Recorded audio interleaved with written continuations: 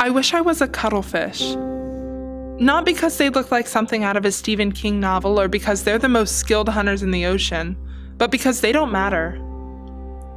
Every cuttlefish in the entire universe could drop dead right now, and other than a couple enthusiasts who probably still lived with their parents, we would all just say, "Well, that's sad," and they'd be as dead as the dinosaurs.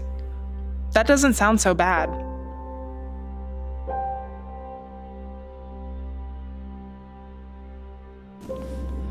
My dad used to tell me, "Be the best at what you do," but I don't really know what that means. Sure, you can say to be the best, but even Christopher Marlowe was better than Shakespeare, who was just in the right place at the right time. Besides, there are like 8 billion people in the world, which means there are 8 billion people who are better than me at 8 billion different things.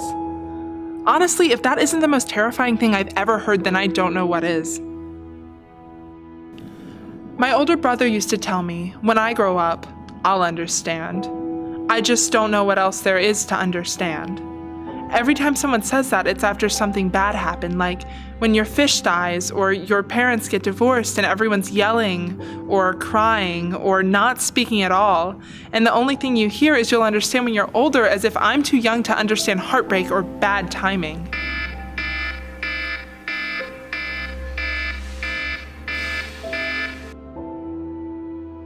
I told my mom what my dad said, and she told me that he wasn't the best husband, but the world is still turning.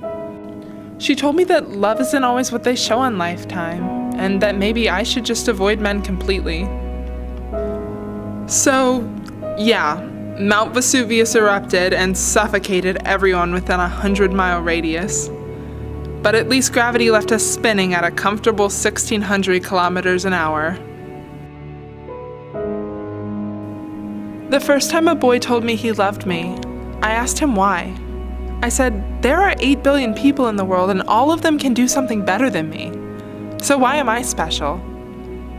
He told me that good enough is good enough, so I agreed. Then he told me that the stretch marks on my thighs looked like a 1,000,000-volt lightning bolt hitting dry earth. And he told me that if the friction between the clouds 6,000 meters above us can create power like that, then imagine what we can do. And I agreed. Then he told me that he could show me, and I decided that I didn't agree anymore.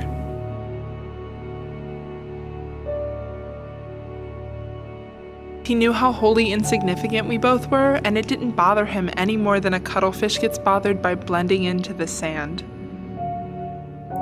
He said, "If you fight a riptide, you'll drown."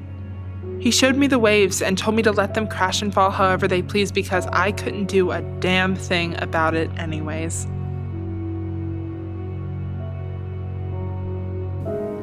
Then he told me to jump.